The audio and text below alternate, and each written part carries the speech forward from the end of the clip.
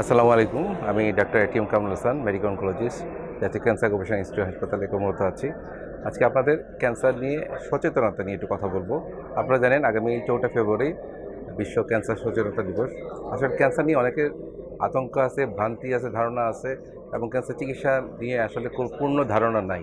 সেটা নিয়ে আমি অল্প সময় কিছুক্ষণ কথা বলবো।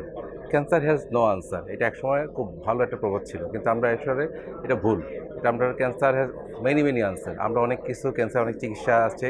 ক্যান্সার আমরা চিকিৎসা করে সম্পূর্ণ ভালো করতে পারি, কিন্তু প্রথম এবং একমাত্র সবচেয়ে ভীষণ প্রধান জিনিস হলো ক্যান্সার সম্পর্কে সচেতনতা তৈরি করা এবং স্ক্রিনিং তৈরি করা।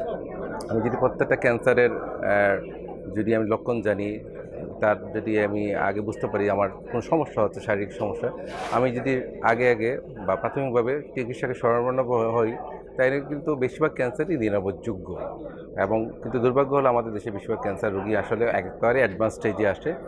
আমরা আশা করি সবাই যার জায়গা থেকে ক্যান্সার সম্পর্কে একটা ধারণা নেবেন, ক্যান্সারের প্রাথমিক লক্ষণগুলো জানবেন।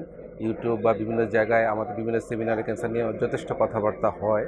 আমরা মনে করি যে ক্যান্সার নিয়ে যদি আমরা একটা পূর্ণ ধারণা নিতে পারি লক্ষণগুলো, তাহলে এবং যদি খুব আর্লি ডিটেকশন করতে পারি, আসলে আমাদের দেশে ক্যান্সারটাকে নির্মূল করা সম্ভব। আর একটা সবচেয়ে বড় কথা হলো, আমাদের দেশে কিন্তু ক্যান্সারে 100% চিকিৎসা হয়। একটা কথা আছে, আমাদের দেশে চিকিৎসা হয় না, বাইরে যেতে হয়, ক্যান্সার হলে এখানে চিকিৎসা করা যাবে না।